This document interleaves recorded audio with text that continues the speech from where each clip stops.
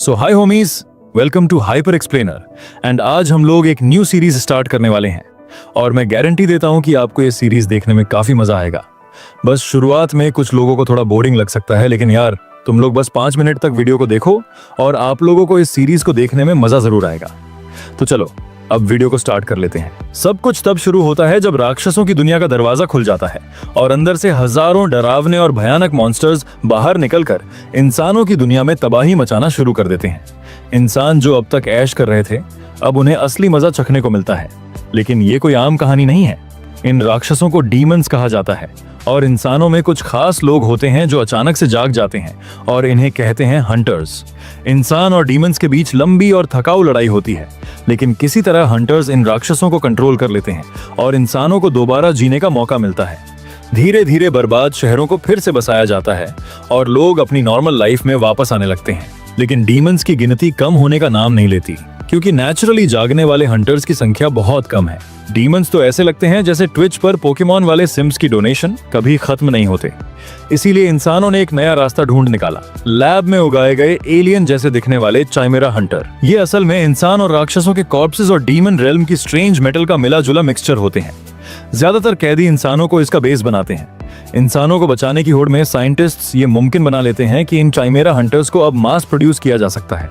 अब हंटर्स और साइंटिस्ट्स के बीच गहरी दोस्ती हो जाती है। हंटर्स को बार बार अपनी जान जोखिम में नहीं डालनी पड़ती, क्योंकि अब काइमेरा सामने आकर जान बचाते हैं। सालों तक शांति बनी रहती है। लेकिन फिर वही होता है जो अक्सर होता है। कुछ पागल साइंटिस्ट्स चोरी छिपे गैर कानूनी लैब्स खोल लेते हैं और इंसानों पर भयानक एक्सपेरिमेंट्स शुरू कर देते हैं। एक ऐसे ही सीक्रेट लैब में 2 साइंटिस्ट्स अपनी शिफ्ट खत्म करने से पहले आखिरी चाइमेरा नंबर 13 को देख रहे होते हैं। मोटा साइंटिस्ट अपने दोस्त जक को चिल्ला के कहता है, ज्यादा पास मत जा सर, सलामत रखना है तो दूर रहे। जक बोलता है, अरे यार नंबर 13 तो वैसे भी दिमागी तौर पे गया हुआ है, एकदम स्टैचू बना पड़ा है। जब तक कोई ऑर्डर नहीं देगा तब तक हिलेगा भी नहीं। जक उस बेचारे की हालत देखकर थोड़ा इमोशनल हो जाता है। उसका दाहिना हाथ पूरा मरोड़ा हुआ होता है, शायद किसी फेल एक्सपेरिमेंट की वजह से। उसे लगने लगता है कि अब इसकी हालत इतनी खराब है कि रिपोर्ट करना ही पड़ेगा, वरना इसे यूं ही मार दिया जाएगा। डायरेक्टर के ऑफिस में दोनों रिपोर्ट करते हैं कि नंबर 17 का शरीर अब दोबारा काम करने लायक नहीं है, और हैरानी की बात यह है कि वो अब भी सांस ले रहा है, वरना कोई और चमेरा अब तक मर चुका होता। डायरेक्टर ठंडे दिल से पूछता है, कितने टाइम तक बचेगा? मोटा साइंटिस्ट अंदाज लगाता है, ज्यादा से ज्यादा महीना भर। डायरेक्टर एकदम पत्थर दिल होकर ऑर्डर देता है, इसको अगले गेट ब्लॉकेड के मिशन में भेज दो, सामने से आने वाले हमलों को झेलने के लिए, लेकिन ध्यान रहे रिटर्न ऑर्डर नहीं डालना। दूसरी तरफ डीमन रेल्म्स में एक पंखों वाला डायनासोर जैसी शक्ल वाला जानवर नंबर 17 पर झपटता है, लेकिन इससे पहले कि वो उसके पास भी पहुंचे, नंबर 17 उसे चीर फाड़ कर रख देता है। इसके बाद एक ग्राउंड से निकलने वाला पौधे जैसा वर्म मॉन्स्टर निकलता है, लेकिन नंबर 17 उसे हवा में उछाल देता है और फिर उस पर ताबड़तोड़ अटैक करता है। इसके बाद वो अपना भयानक मुंह खोलता है और बिजली जैसा सांस छोड़ता है, जो मीलों तक सब कुछ तबाह कर देता है। हंटर्स की टीम उसकी ताकत देखकर हैरान रह जाती है। वो एकदम एस रैंक या उससे भी ऊपर का लगता है। एक हंटर पोर्टल की तरफ देखता है जो अब भी खुला है। बाकी टीम मेंबर्स कहते हैं कि जब तक एस रैंक चमेरा लड़ रहा है, कोई राक्षस नहीं निकल पाएगा। वो तो सिर्फ बचे कुचे डीमंस से निपटेंगे। जैसे ही सारे मामूली डीमंस खत्म होते हैं, गेट अचानक से गिरने लगता है। सारे हंटर्स वहां से भागते हैं। एक औरत पूछती है, हम चाइमेरा को क्यों छोड़ रहे हैं? आदमी जवाब देता है, हमें साफ ऑर्डर मिला है, उसे वहीं छोड़ दो। एक बहुत बड़ा केकड़ा जैसा डीमन हमारे चाइमेरा को बहुत बेरहमी से मारता है। औरत को उस पर थोड़ी दया आती है, लेकिन आदमी कहता है, चाइमेरास तो लैब में पैदा हुए नौकर होते हैं, ऑर्डर्स फॉलो करने के लिए बने हैं बस। हालांकि लड़ाई में उसके शरीर के टुकड़े टुकड़े हो जाते हैं, फिर भी चाइमेरा लड़ता रहता है, क्योंकि उसे लौटने का आदेश नहीं मिला। इस ऑपरेशन में करीब 2000 डीमंस मारे गए और एक भी हंटर्स नहीं मरे, सब उस एक चाइमेरा की बदौलत। जब उसके शरीर का बस सिर बचा होता है, उसकी आंखों के सामने उसकी जिंदगी की फ्लैशबैक चलती है और तब उसे याद आता है वो असल में एक इंसान था जिसे सिर्फ 9 साल की उम्र में किडनैप किया गया था। धीरे धीरे उसे अपनी पूरी जिंदगी फ्लैशबैक की तरह दिखती है। वो देखता है कि वो एक अनाथालय में पैदा हुआ था। 9 साल की उम्र तक पहुंचते पहुंचते वो थोड़ा शरारती बन जाता है और जो बच्चे उसे अगली कहते थे उन पर पत्थर फेंकता था, और यही देखकर ऑर्फनेज का डायरेक्टर उस पर बहुत निराश हो जाता है। वो बूढ़ा आदमी आखिरकार उसकी नॉनस्टॉप बकवास से तंग आ गया और उसे अनाथालय से बाहर लात मारकर निकाल देता है। उसे बिल्कुल परवाह नहीं कि बच्चा बाहर ठंड में मर भी जाए। तो ठंड में बेहोश पड़े हुए उसे एक साइंटिस्ट की टीम मिलती है और उनमें से एक साइंटिस्ट ये सोचकर थोड़ा परेशान हो जाता है कि इस शहर की स्लम्स में ही ऐसे बच्चे मिल जाते हैं जैसे सड़कों पर ईस्टर एग्स पड़े हों। खैर, असली पागल साइंटिस्ट वही होता है जो ऐसे मौके को छोड़ता नहीं। तो वो लड़के को उठाकर लैब ले जाता है और उस पर खतरनाक गैर कानूनी एक्सपेरिमेंट शुरू कर देता है। पहले ही एक्सपेरिमेंट में वो लोग उस पर एक मैजिक स्पेल कास्ट कर देते हैं ताकि वो कभी भाग ना सके और उसका नाम रख देते हैं नंबर 17। जब वो होश में आता है तो सबसे पहले देखता है कि पागल साइंटिस्ट्स कैमरा ऑन करके उसे रिकॉर्ड कर रहे हैं और साथ में उसकी नसों में एस रैंक सिल्कवर्म्स इंजेक्ट कर रहे हैं। बेचारा हिलना चाहता है लेकिन उसे जानवरों की तरह कसकर बांध रखा है, जैसे उसकी कोई इंसानी इज्जत ही नहीं। दिन बीतते जाते हैं और साइंटिस्ट लोग हैरान हैं कि नंबर 17 पर कोई साइड इफेक्ट दिख ही नहीं रहा। उसका दिमाग और सोचने की शक्ति बिल्कुल ठीक है और वो सभी मॉन्स्टर्स की एबिलिटी पर फुल कंट्रोल रखता है। बाहर से देखने पर लगता है कि वो बस 1 सेकंड दूर है स्कूल शूटिंग मोड में जाने से, लेकिन इन पागल साइंटिस्ट्स के दिमाग में बस यही चल रहा है कि ये लड़का कितना यूनिक और कमाल का है। वो लोग उस पर हर तरह के मॉन्स्टर सेल्स इंजेक्ट करना जारी रखते हैं और 6 ईयर के बाद वो एक काइमेरा हंटर बन चुका होता है जो एक ही हमले में डीमंस को खत्म कर सकता है। एक वॉर में वो ऐसा लेजर बीम छोड़ता है जो बग टाइप मॉन्स्टर्स को भून देता है और रोड के मीलों तक का जमीन साफ कर देता है। एक माँ अपने और अपनी बेटी की जान बचाने के लिए उसे थैंक्स कहती है, जबकि घायल हंटर माफी मांगता है कि उसे एक छोटे लड़के पर निर्भर होना पड़ा। लेकिन हमारा लड़का कहता है कि वो ठीक है, वो अंदर से बिल्कुल कोल्ड महसूस कर रहा है। कुछ सालों बाद उसका हिप्नोसिस अचानक टूट जाता है और वो सोचने लगता है कि आखिर वो इतने सालों से कर क्या रहा था, जिससे साइंटिस्ट को भी पता चल जाता है कि अब साइड इफेक्ट्स उभरने लगे हैं। वक्त बीतता है और उस पर 500 से ज्यादा मॉन्स्टर्स के सेल्स इंजेक्ट कर दिए जाते हैं, यहाँ तक कि वो कुछ ऐसा दिखने लगता है जिसे इंसान कहना भी मुश्किल हो जाए। और करीब 20 साल बाद वो एक विशाल ड्रैगन जैसे कुत्ते में बदल जाता है जिसके पास कोई आत्मा नहीं होती और इतना घिनौना लगता है कि आम लोग उसे देखकर अपनी आंखें बंद कर लेना चाहेंगे। लेकिन फाइनली उसका ये कुत्ते से भी घटिया लाइफ आखिरकार खत्म हो जाता है और उसके अंदर की सिर्फ एक हड्डी बचती है। लेकिन तभी वो हड्डी अचानक हवा में तैरने लगती है और उसका पूरा शरीर रिजेनरेट होने लगता है जब तक कि चाइमेरा नंबर 17 फिर से पैदा नहीं हो जाता। मगर इस बार वो एक हैंडसम ह्यूमन बनकर लौटता है जिसके 6 पैक्स और एब्स पत्थर जैसे सॉलिड होते हैं। अपने इस पागलपन भरे रिवाइवल से हक्का बक्का होकर वो खुद से पूछता है कि क्या वो फिर से इंसान बन गया है। उसे लगता है कि क्योंकि वो मॉन्स्टर सेल्स अब भी उसके अंदर हैं, तो शायद वो पूरी तरह इंसान नहीं है। खासकर जब वो आसानी से अपने नुकीले पंजे घुमाता है जैसे वो किसी apex predator fashion line launch करने वाला हो। लैब से कोई उसे वापस खींचने नहीं आया तो हमारा लड़का मान लेता है कि उसे छोड़ दिया गया है। फिर उसे ध्यान आता है कि उसकी बाहीं पर जो लैब न्यूमर हुआ करता था वो अब गायब है और इससे वो सोचने लगता है कि आखिरकार उसने लैब से अपने सारे रिश्ते तोड़ दिए हैं। अब जब उसके पास ऐसा शरीर है जो खुद नर्क से भी ज्यादा हॉट है, वो सोचता है कि शायद ये किसी इमॉर्टल टाइप मॉन्स्टर की एबिलिटी है, वही जो 3 बार तक रिवाइव हो सकता है जब तक उसका कोर नष्ट न कर दिया जाए। लेकिन एक बात अब भी उसे परेशान करती है कि साइंटिस्ट्स हमेशा कसम खाकर कहते थे कि इंसानी और इमॉर्टल मॉन्स्टर्स के सेल्स कभी मिक्स नहीं हो सकते, लेकिन अब वो पूरी तरह अल्फा मोड में है और उसकी हालत देखकर तो जॉनी ब्रावो भी बैकग्राउंड कैरेक्टर लगे। शायद जो भी साइड इफेक्ट्स थे वो अब मिट चुके हैं क्योंकि उसे याद है कि उसका दिमाग हमेशा धुंधला और किसी मैजिक चेन में बंधा हुआ लगता था, लेकिन अब वो पहले से कहीं ज्यादा आजाद महसूस करता है। तो वो सोचता है कि अब जब उसके गुलामी वाले दिन खत्म हो गए हैं और जब वो बस एक आज्ञाकारी पालतू कुत्ते जैसा नंबर 17 कहलाता था, तो अब उसे लग रहा है कि शायद अब वक्त आ गया है कि वो एक इंसान की तरह जीना शुरू करे। वैसे भी वो नाम तो बस यूं ही बिना मतलब उसके ऊपर चिपका दिया गया था। वो अपने असली नाम को याद करने की कोशिश करता है, लेकिन तभी अचानक एक फ्लैशबैक में चला जाता है जहां एक बूढ़ा साइंटिस्ट जो उसे पागल बोलता था लेकिन फिर भी कहता था कि अब से लोगों की मदद करना। उस टाइम तो वो अपने पूरे हिप्नोसिस फेस में था और उसने कोई जवाब नहीं दिया। अब प्रेजेंट में लौटकर वो उस सलाह को बकवास बताता है और हंस देता है कि एक स्लम में पैदा हुआ अनाथ किसी की मदद करेगा। जैसे ही वो सनसेट की तरफ देखता है उसके एब्स ऐसे चमक रहे होते हैं जैसे अलग से लाइटनिंग लगाई गई हो। वो एक पल के लिए बदला लेने के बारे में सोचता है लेकिन फिर उसे छोड़ देता है क्योंकि बदला लेने के लिए सामने वाला जिंदा होना चाहिए और अब तो इतने साल हो चुके हैं कि वो गुस्सा भी बस एक हल्की खुजली जैसा लगने लगा है। वैसे भी अभी इंसानों की दुनिया का कोई रास्ता खुला नहीं है, तो वो सोचता है कि जब कभी उनसे मिलेगा तब बात होगी। अभी के लिए वो बदले की बात छोड़ देता है और आगे के रास्ते पर ध्यान देने का फैसला करता है। अपने नए शानदार शरीर को देखते हुए जहां एक डिवाइन लाइट उसके प्राइवेट पार्ट को ढक रही होती है, वो तय करता है कि अब से वो एक सही इंसान की तरह जीने की कोशिश करेगा, उस वक्त की भरपाई के लिए जो उससे छीन लिया गया। जैसे ही वो आगे बढ़ता है उसे याद आता है कि शायद अब उसे कुछ पहन लेना चाहिए, लेकिन तभी उसे अजीब ख्याल आता है कि उसे याद ही नहीं कि आखिरी बार उसने कपड़े कब पहने थे। वो अपना दिमाग दौड़ाता है कि कौन सा मटेरियल पहनने लायक होगा, लेकिन कुछ भी समझ नहीं आता। तो फिर वो वही करता है जो कोई भी जंगल से निकला इंसान करेगा, चारों तरफ नजर घुमाने लगता है और जल्द ही उसे कुछ दिख जाता है। आगे चलते हुए उसे एक बर्ड जैसे मॉन्स्टर की लाश दिखती है और उसे लगता है कि शायद ये किसी टेरिटोरियल वॉर में मरा होगा, लेकिन शरीर पर कोई चोट या घाव नहीं दिखते, जिससे उसे अंदाजा होता है कि शायद ये पॉइजन से मरा है। वैसे ये उसके लिए अच्छा ही है, क्योंकि शरीर एकदम ताज़ा है और स्किन निकालने लायक बढ़िया हालत में है। वो बड़े आराम से अपने हाथ को एक बड़ी तलवार में बदल लेता है, जैसे बटर नाइफ उठा रहा हो, और उसे लैब में बताई गई बातें याद आती हैं कि स्किन निकालते वक्त पेट से शुरू करना चाहिए और फिर हाथ पैरों पर जाना चाहिए। वो काम शुरू करता है, लेकिन जैसे ही पेट काटता है उसमें से पर्पल गैस निकलती है। उसे झट से समझ आता है कि ये जहर है, मगर वो जरा भी घबराता नहीं और उसे ऐसे सूंघता है जैसे कोई इत्र हो। बस बदबू से चिढ़ होती है, क्योंकि अब उसे स्किन धोनी पड़ेगी। कुछ देर बाद जब वो उस ओवरसाइज्ड मुर्गे की खाल निकाल चुका होता है तो उसे लगता है कि पहली बार के हिसाब से काम ठीक ही किया है।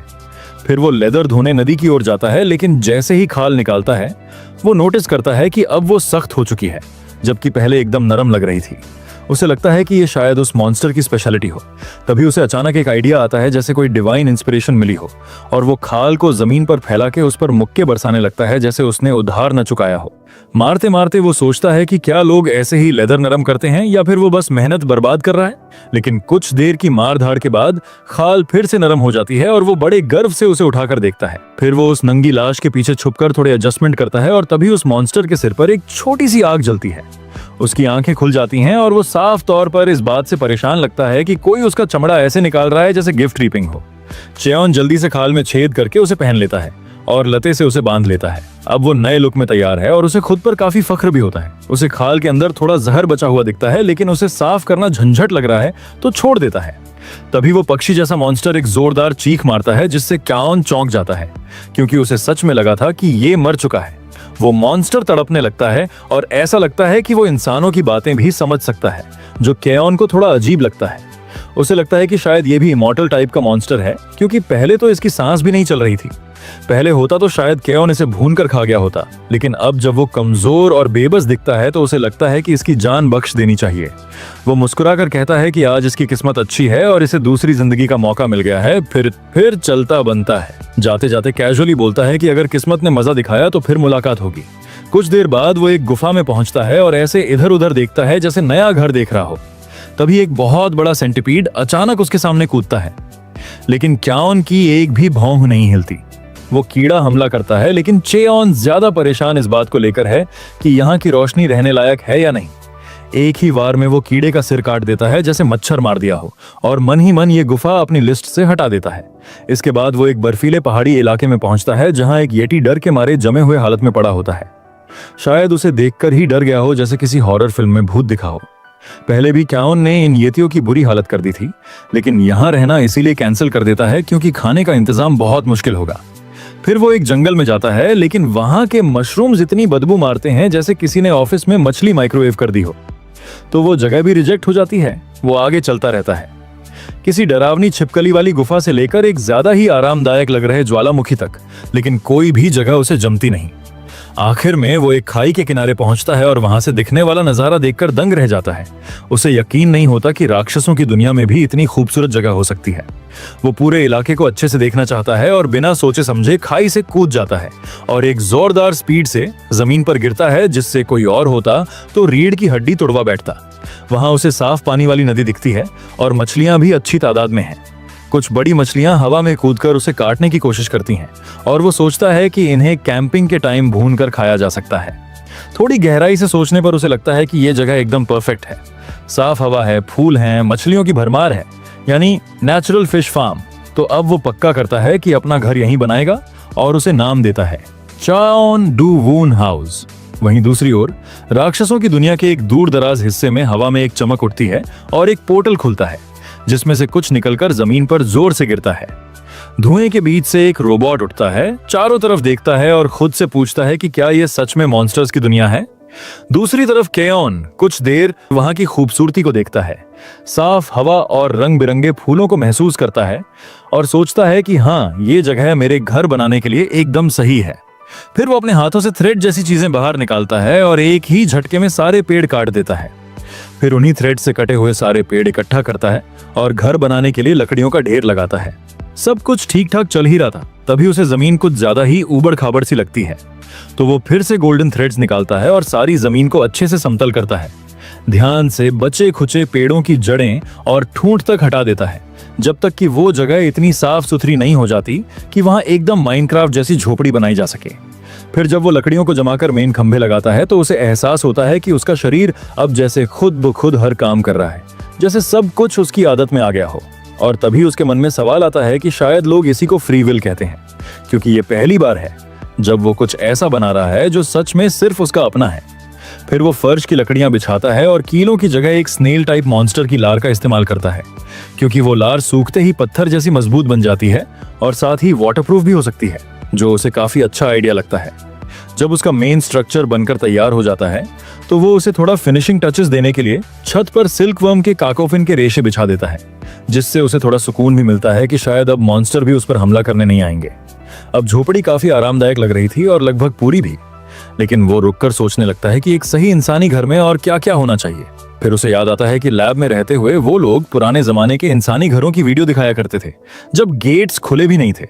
वो सोचता है कि ज्यादातर घरों में या तो कोई पेट होता था या लोग अपने यार्ड में कुछ ना कुछ उगाते थे, और क्योंकि डॉग्स जैसी चीजें डीमन वर्ल्ड में तो है नहीं, तो उसे लगता है कि बेस्ट ऑप्शन है कुछ पौधे उगाना और एक छोटा सा गार्डन बना लेना।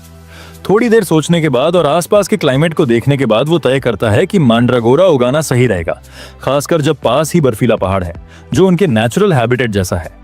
जब वो बर्फ से ढके पहाड़ी इलाके में चढ़ाई कर रहा होता है तो उसे याद आता है कि मैंड्रागोरा आमतौर पर मना रिच पीक्स में उगते हैं। चारों तरफ जमी बर्फ देखकर उसे वो दिन याद आता है जब उसे किडनैप्ड करके लैब में ले जाया गया था। अजीब बात है, अब उसे वो पल भी किसी किस्म की ब्लेसिंग जैसा लगने लगा है, क्योंकि चाइमेरा बनने के बाद अब उसे ना तो ठंड में मरने की चिंता है और ना ही भूख से बेहाल होने की। कुछ देर बाद उसे हाय माना का एहसास होता है और वो समझ जाता है कि अब वो करीब पहुंच गया है, और जैसा कि उसने सोचा था उसे आखिरकार मंड्रागोरा की जड़ें दिख जाती हैं। ये कुछ सनफिश जैसे दिखते हैं जिनके सिर पर पत्ते होते हैं, और ये बहुत ही ज्यादा स्ट्रेस सेंसिटिव होते हैं। मतलब जरा सा माहौल बदला नहीं कि मुरझा जाते हैं या मर जाते हैं। वो सोचता है कि छोटे और नए पौधे लेना ज्यादा सही रहेगा, क्योंकि शायद वो नई जगह पर खुद को ढाल लें। तो वो बड़े ध्यान से 3 मंड्रागोरा चुनता है, खुद को मानसिक रूप से उस जबरदस्त चीख के लिए तैयार करते हुए जिसके लिए वो बदनाम है। लेकिन उसके हर अंदाजे को झुठलाते हुए पहला छोटा सा मंड्रागोरा आराम से सो रहा होता है, एकदम किसी बच्चे की तरह खर्राटे मारते हुए। बाकी 2 भी बाद में मिलते हैं, वो भी नींद में होते हैं और नींद में बड़बड़ा भी रहे होते हैं। ये देखकर वो थोड़ा चौंकता है, लेकिन फिर उसे याद आता है कि असल में मंड्रागोरा की चीख लैब में बनाई गई डरावनी कहानी थी, जहां उन्हें कम मना वाली टेंशन भरी जगहों में जबरन उखाड़ा जाता था तो वो रोने चिल्लाने लगते थे। तो अब उसे लगने लगता है कि शायद अब वो शांत हैं, क्योंकि डीमन वर्ल्ड का वातावरण उनके लिए अनुकूल है। लेकिन फिर भी ये थोड़ा अजीब है कि वो ना भागने की कोशिश कर रहे हैं ना विरोध कर रहे हैं। फिर उसे ख्याल आता है कि शायद वो उसे अपना सा मानते हैं, आखिरकार उसके शरीर में भी तो मंड्रागोरा की सेल्स मिली हुई हैं। वो उन्हें बड़े प्यार से अपनी कमर में बांध लेता है, मन ही मन खुश होता है कि वो शांति से हैं और स्ट्रेस में नहीं। फिर सोचता है कि क्या वो बाद में उनसे थोड़ा रूट निकालने को कह सकता है ताकि टी बना सके, या फिर उनके फल को सांचक की तरह खा सके। लेकिन तभी उसे याद आता है कि उनका फल जबरन तोड़ो तो जहर बन जाता है। तो वो मन ही मन तय करता है कि जब सही समय आएगा तब विनम्रता से पूछेगा। तभी उसे आसपास कुछ हंटर्स की मौजूदगी का एहसास होता है और सोचता है कि भला कोई इतनी खतरनाक बर्फीली चढ़ाई क्यों करेगा जब तक बहुत जरूरी ना हो। लेकिन फिर सोचता है कि चलो चेक कर लिया जाए, शायद उनसे कुछ गेट स्टोन्स मिल जाएं। उधर एक हंटर बड़बड़ा रहा होता है कि उसके साथी उसे अकेला छोड़कर भाग गए हैं और अब उसे चारे की तरह मरने के लिए छोड़ दिया है, जबकि दूसरा चिल्लाता है कि फोकस करो, क्योंकि सामने से मॉन्स्टर खरगोशों का झुंड बहुत तेजी से आ रहा है। ये खरगोश दिखने में भयानक होते हैं, उनके मुंह चौड़े चौड़े खुले हुए होते हैं जिनमें टेंटिकल्स और नुकीले दांत होते हैं। उनमें से एक हंटर जैसे तैसे एक फोर्स फील्ड बना लेता है जिससे वो लोग तुरंत मरे नहीं, लेकिन उसे जल्दी ही समझ आ जाता है कि उसकी शील्ड ज्यादा देर तक नहीं टिकेगी। तभी उसे पछतावा होता है कि उसने ये मिशन क्यों लिया, काश कोई छोटी मोटी नौकरी कर ली होती। जैसे ही उसकी शील्ड टूटने लगती है तभी हमारा लड़का एक दमदार सुपरमैन जैसी एंट्री करता है और दोनों हंटर्स उसे देखकर हक्के बक्के रह जाते हैं कि अचानक एक इंसान बिना किसी डर के यहाँ कैसे आ गया। उसकी मौजूदगी भर से ही बर्फीले मॉन्स्टर खरगोश डर के मारे भाग जाते हैं, जैसे कोई छोटा चूहा बिल्ली को देख ले। दोनों हंटर उसके पास दौड़कर आते हैं, खुद को सियोंग जू और किम ताएहुन बताते हैं और उसका नाम पूछते हैं। वो अपना नाम बताता है, लेकिन दोनों कहते हैं कि ऐसा नाम उन्होंने पहले कभी नहीं सुना। किम ताएहुन सोच में पड़कर बोलता है कि कहीं वो कोई जंगली शिकारी तो नहीं, क्योंकि उसके गुफा वाले लुक को देखकर ऐसा ही लग रहा है। लेकिन हमारा बंदा तुरंत पलटकर पूछता है कि तुम लोग यहाँ क्या कर रहे हो, इस मौत के कुएं जैसी जगह में घूमते हुए, वो भी बिना किसी हाई रैंक पहचान के। तो दोनों बताते हैं कि दरअसल वो लोग एक खतरनाक चिमेरा को जिंदा पकड़ने के मिशन पर आए हैं और उसके बदले में उन्हें काफी मोटा इनाम मिलने वाला है। ये सुनते ही हमारे बंदे के कान खड़े हो जाते हैं। फिर उनमें से एक क्लियर करता है कि वो चिमेरा असल में एक लैब से भाग गया था और पीछा करते वक्त सीधे एक गेट में छलांग मार दी। ये सुनकर हमारे लड़के को बहुत राहत मिलती है, क्योंकि इससे साफ हो गया कि ये लोग उसे पकड़ने नहीं आए हैं। वो फिर पूछता है कि इनके पास कोई गियरवीट है या नहीं और क्या कम से कम गेट स्टोन है। तो वो बताता है कि उनके अपने ही टीममेट्स उन्हें धोखा देकर सारा सामान लेकर भाग गए और अब उसे अफसोस हो रहा है कि उसने ये पहले ही क्यों नहीं समझ पाया। तभी हंटर लोग बताने लगते हैं कि उन्हें माना कंटामिनेटेड हो चुका है और अब ज्यादा देर तक सरवाइव नहीं कर पाएंगे, क्योंकि इंसान लोग डीमन वर्ल्ड में ज्यादा देर नहीं रह सकते, वरना अंदर से सड़ने लगते हैं। उनमें से एक तो हाथ जोड़कर गुहार लगाता है कि उसकी प्रेग्नेंट बीवी उसका इंतजार कर रही है, लेकिन इससे पहले कि बात पूरी हो, हमारा लड़का अचानक जैसे कुछ महसूस करता है और फिर सीधे हवा में छलांग मार देता है, जैसे हल्क उड़ता है, और दोनों हंटर्स वहीं हवा में उड़ती धूल में रह जाते हैं। उधर चिमेरा, जो दिखने में आधा रोबोट जैसा है और वो एक चट्टान के किनारे खड़ा है। तभी वही शिकारी जो पहले धोखा देकर भागे थे उसे घेरने की कोशिश करते हैं, लेकिन चिमेरा धीरे से मुड़कर उन्हें देखता है और साफ कर देता है कि अब वो सबको मिटा डालेगा।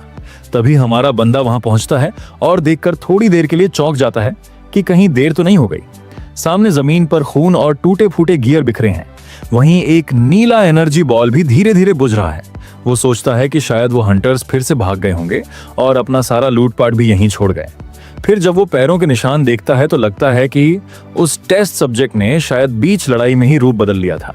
उसे याद आता है कि शिकारी ने बताया था कि वो लैब में बना एक लिक्विड मेटल से तैयार किया गया चिमेरा है, जो किसी भी रूप में बदल सकता है। लेकिन मेटल की कीमत बहुत ज्यादा होने की वजह से उसे छोटा बच्चा जैसा बनाया गया। चियोन नीचे खाई में देखता है और खुद को हंसी रोकने में मुश्किल होती है कि ये छोटा सा मैकेनिकल शैतान कैसे 5 बी रैंक हंटर्स की बैंड बजा गया। उधर 2 घायल हंटर्स बुरी हालत में पड़े हैं।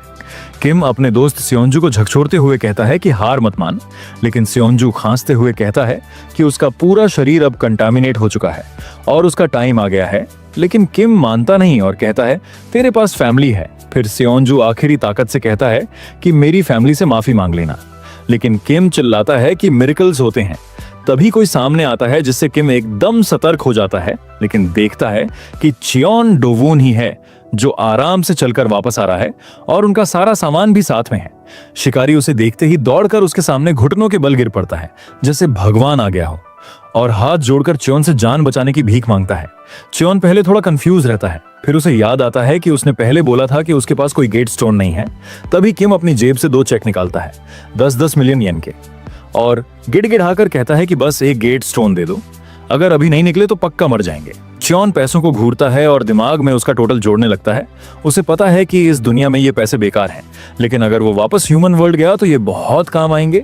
इसके बाद वो गेट स्टोन निकालता है। किम सीधा 90 डिग्री झुक जाता है और बार बार धन्यवाद बोलता है कि ये एहसान वो कभी नहीं भूलेगा। फिर वो भागकर अपने साथी के पास जाता है और चिल्लाता है कि अब वो निकल रहे हैं। चियोन वहीं खड़ा सोच रहा होता है कि इन चेक्स को कहाँ रखे। तभी वो पूछता है कि इन दिनों गेट स्टोन का रेट क्या चल रहा है, तो उसे बताया जाता है कि 1 करोड़ येन तक चला गया है। चियोन सिर खुजाता है और कहता है कि लगता है जरूरत से ज्यादा पैसे ले लिए। फिर वो शियोंजू के कंधे पर हाथ रखकर बोलता है कि कुछ चेंज वापस दे देता हूँ। किम पहले समझ नहीं पाता, लेकिन फिर उसे दिखता है कि चियोन अपना माना सीधे शियोंजू के अंदर ट्रांसफर कर रहा है। किम एकदम घबरा जाता है और चिल्लाता है कि रुक जा, ऐसा करना बहुत रिस्की होता है। अगर मना गलत तरीके से रिएक्ट कर गया तो दोनों की मौत हो सकती है। किम तो यही सोचता है कि अब सब खत्म, लेकिन तभी शियोंजू एकदम झटके से उठ बैठता है, जैसे किसी ने रीसेट बटन को दबा दिया हो। उसके अंदर की सारी डिमोनिक एनर्जी साफ हो चुकी होती है। वो किम को गले लगा लेता है और रोने लगता है, और किम वहीं खड़ा रह जाता है शॉक में। समझ ही नहीं आता कि ये सब क्या हुआ। चियोन चुपचाप मुड़कर वापस जाने लगता है और पीछे से शियोंजू चिल्लाता है कि वो ये एहसान कभी नहीं भूलेगा। किम अभी भी खड़ा सोच रहा होता है कि ये बंदा है कौन, हमारा लड़का वापस अपने घर पहुंचता है, दरवाजे के बाहर एक सेकंड रुकता है, फिर चैन की सांस लेता है क्योंकि कोई घुसपैठियां नहीं है। अंदर मंड्रागरा प्लांट्स नींद से जाग रहे होते हैं, लेकिन उनके पत्ते उदास और सूखे दिखते हैं, जो तुरंत अलार्म बजा देता है, तो वो तुरंत खेती में लग जाता है। जब सारे पौधे मिट्टी में लग गए तो चियोन सोचता है कि क्या अब ये ठीक हो जाएंगे, लेकिन वो अभी भी काफी मुरझाए हुए लग रहे हैं। वो उनकी उदास शक्लों को देखता है और सोचता है कि शायद इन्हें अपनी पुरानी जगह से उखाड़े जाने का दुख है, या फिर ये भूखे हैं। दूसरी थ्योरी को चेक करने के लिए वो थोड़ी सी अपनी माना मिट्टी में डाल देता है। बस फिर क्या, वो मॉन्स्टर पौधे एकदम से ऐसे खड़े हो जाते हैं जैसे किसी ने उन्हें एकदम स्ट्रॉन्ग कॉफी पिला दी हो। चियोन को ये देखकर बड़ी खुशी होती है। जब वो अपने नए पत्तेदार रूममेट्स से बातें कर रहा होता है, तभी उसे पीछे किसी की मौजूदगी का एहसास होता है।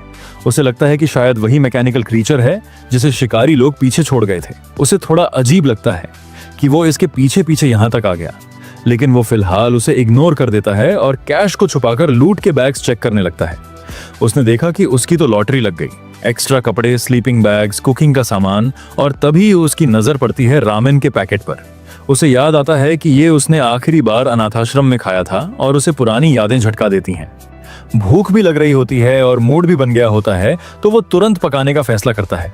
रेसिपी फॉलो करने की कोशिश करता है और झील से पानी लेने चला जाता है, लेकिन समझ नहीं आता कि सही मात्रा कितनी होनी चाहिए। तभी झील की मछलियां ऐसे कूदती हैं जैसे उसी को खाना हो। उसे याद आता है कि लोग रामेन में कुछ भी डाल देते हैं स्वाद के लिए, तो वो एक मछली की आत्मा को अपनी उंगली से बाहर निकाल देता है। फिर इधर उधर ढूंढता है अंडे। कुछ अजीब से कैप्सूल जैसे अंडे मिलते हैं, वो उठा लेता है, और हरे प्याज न मिलने पर पेड़ के ताजे पत्ते ले लेता है। चलो ये भी ठीक है। सब कुछ एक बर्तन में डालकर सोचता है बस इतना काफी है। तभी छोटा सा रोबोट बाहर आता है और अपने पेट पर हाथ रखकर बर्तन की तरफ ऐसे देखता है जैसे उसे भी बहुत भूख लगी हो। चियोन आग जलाता है और नोटिस करता है कि रेसिपी में ये नहीं लिखा कि मछली कब डालनी है, तो वो सब कुछ एक साथ उबालने लग जाता है। जैसे ही बर्तन से खुशबू उठती है, मॉन्स्टर्स और पौधे तो नाक बंद करने लगते हैं। चियोन सोचता है, क्या रामेन की खुशबू हमेशा से ऐसी ही होती है? रोबोट उस खुशबू से झूमने लगता है और खाने की लालसा में थोड़ा और पास आ जाता है। फिर अचानक वो खुद को एक पपी में बदल लेता है। उसे लैब से याद है कि इंसान कुत्तों से प्यार करते हैं, तो वो इस बात का फायदा उठाने के लिए एक पैर में लंगड़ा कर चियोन की तरफ आता है और नाटक करते हुए कराहने लगता है ताकि कुछ सिंपैथी मिल जाए।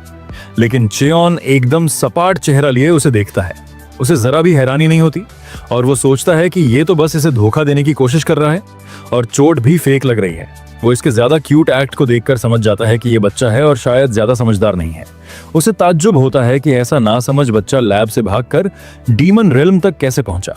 फिर भी वो उससे पूछता है कि क्या उसे रामेन खाना है, और वो रोबोट तुरंत लार टपकाने लगता है। उनके सामने जो है वो असल में एक जहरीला मिक्सचर है जो किसी बड़े आदमी को भी गिरा दे, लेकिन दोनों रिस्क लेने को तैयार होते हैं।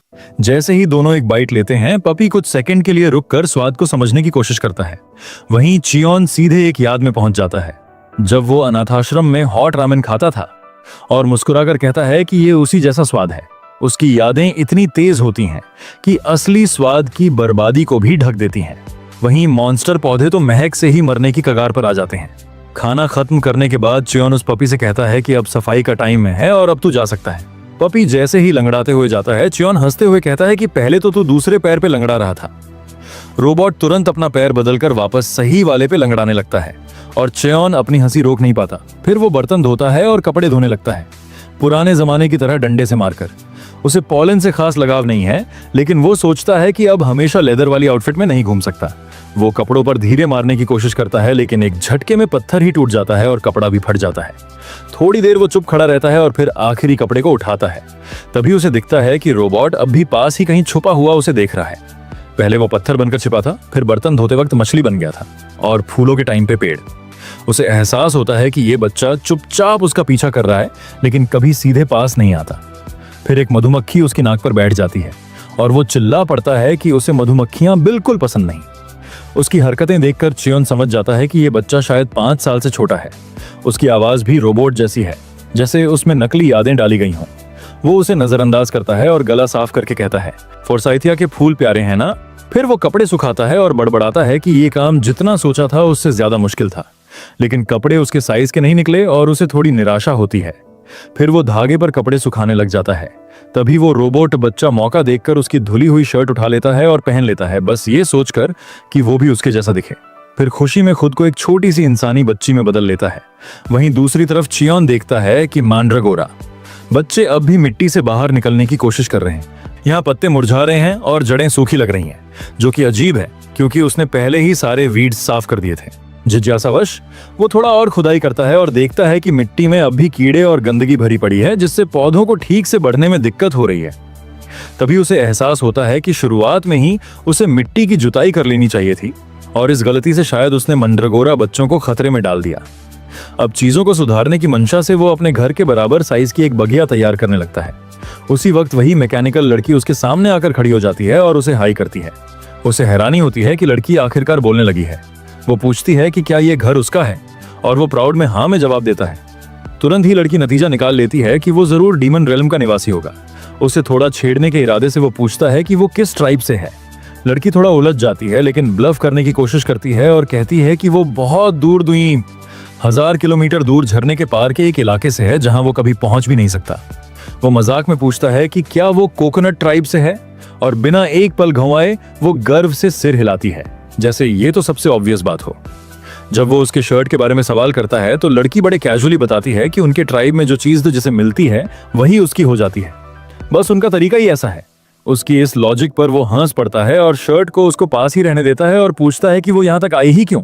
लड़की बताती है कि उसे उसके ट्राइब से निकाल दिया गया और फिर शर्माते हुए पूछती है कि क्या वो यहाँ रह सकती है, क्योंकि यहाँ ना तो कीड़े हैं और एक पक्का घर भी है, तो उसे ये जगह काफी सुरक्षित लगती है। वो अंगुलियां मरोड़ती हुई ऐसे बोलती है जैसे कोई पपी आइज वाली ऑडिशन दे रही हो। उसे समझ आता है कि वो बस एक शांत जगह ढूंढ रही है जहां चैन से रह सके। वो मान जाता है लेकिन शर्त रखता है कि उसे घर के कामों में मदद करनी होगी। उसकी आंखें चमक उठती हैं और वो तुरंत पूछती है कि उसे क्या करना है। वो बताता है कि उन्हें एक वेजिटेबल पैच तैयार करना है ताकि मैंड्रागोरा को एक ठीक ठाक घर मिल सके। बिना सोचे वो लकड़ी का डंडा उठाती है, एक कॉन्फिडेंट पोज में खड़ी होती है और कहती है कि वो ये काम करने के लिए काफी मजबूत है। फिर वो मिट्टी पर ऐसे टूट पड़ती है जैसे वो स्पंज केक हो। उसे देखकर लगता है कि या तो वो बहुत खराब एक्टिंग करती है या उसे वाकई नहीं पता कि नॉर्मल बच्चे कैसे होते हैं। वो आखिरकार अपना नाम बताता है और उसका नाम पूछता है। लड़की थोड़ा रुकती है क्योंकि उसका कोई नाम नहीं है। फिर आसपास देखे फूलों से इंस्पिरेशन लेकर वो खुद को किम नारी कहती है। उसे साफ दिख रहा है कि उसने फोर्साइथिया से नाम चुराया है, लेकिन अब तो वो पूरा फॉर्म में है और बिना हिचक बार बार दोहरा रही है। थोड़ी देर में पैच तैयार हो जाता है और चियोन एक छोटा सा पत्थरों का बॉर्डर भी बना देता है। मैंड्रागोरा की जड़ें इतनी खुश लगती हैं कि उसे अफसोस होता है कि ये सब उसने पहले क्यों नहीं किया। लेकिन तभी किम नारी अचानक चुप हो जाती है। वो ये देखकर पूछता है कि वो रो क्यों रही है। वो आंसू पोंछते हुए कहती है कि ये मैंड्रागोरा उसे उसके दोस्तों की याद दिला रहे हैं और वो सोच में पड़ जाता है कि क्या लैब में भी दोस्ती जैसी कोई चीज मुमकिन है। इससे पहले कि वो कुछ और पूछे, जंगल में एक तेज तीखी चीख सुनाई देती है। वो उसे समझाता है कि ये बस मॉन्स्टर्स हैं जो एक दूसरे का शिकार कर रहे हैं। इस जगह के लिए ये बैकग्राउंड म्यूजिक जैसा है, लेकिन किम नारी डर के मारे सिमट जाती है और बताती है कि उसने एक छोटा सा चूजा देखा था इससे पहले कि वो यहाँ पहुंची और अब उसे डर लग रहा है कि कहीं वो मुसीबत में ना हो। चियोन सिर हिलाता है और वो जोड़ती है कि चूजा पहले से ही थोड़ा कटा-फटा लग रहा था। वो उसे सीधा कह देता है कि शायद अब तक उसे खा लिया गया होगा, लेकिन उसे देखकर लगता है कि वो उसे बचाना चाहती है पर खुद से उस कदम को उठाने की हिम्मत नहीं जुटा पा रही। वो बुदबुदाती है कि वो उस मॉन्स्टर को नहीं बचा सकती और तभी चियोन को समझ आता है कि शायद ब्रेन वॉशिंग अब भी उसे अंदर से जकड़े हुए है, जिससे वो खुद के फैसले नहीं ले पा रही। इसलिए वो कोई ऑर्डर नहीं देता, बस एक सुझाव देता है बड़ी सावधानी से कि शायद अगर वो वापस जाए तो वो चूजा बच भी सकता है। बस यही सुनकर वो बिजली की तरह दौड़ पड़ती है। जंगल में उस घायल चूजे पर पहले से ही 2 मुंह वाली खतरनाक वॉस्प जैसे मॉन्स्टर्स हमला कर रहे होते हैं। जैसे ही उनमें से एक उसको काटने के लिए आगे बढ़ता है, किम नारी एक तूफान की तरह वहां पहुंचती है, एक के सिर को सीधा उड़ा देती है और चिल्लाती है कि वो किसी भी हालत में उस चूजे को बचाएगी। लड़ाई के दौरान उसे अपनी लैब की यादें फ्लैशबैक में आती हैं। बाकी चाइमेरा बच्चे उससे नफरत करते थे क्योंकि वो हर बार कॉम्बैट ट्रायल्स में पहला नंबर लाती थी। इससे बाकी बच्चों को सबसे खतरनाक एक्सपेरिमेंट्स के लिए भेजा जाता था, जिनमें मरने की संभावना सबसे ज्यादा थी। उन्होंने उसका खिलौना छीन लिया, उसे जमीन पर पटक दिया और बोले कि वो कभी कभी हार भी जाया करे। यहाँ तक कि उन्होंने कहा कि अगर वो नहीं होती तो अच्छा होता और उसे लात घूंसे मारते रहे। वो समझ नहीं पाई थी कि उसने क्या गलत किया।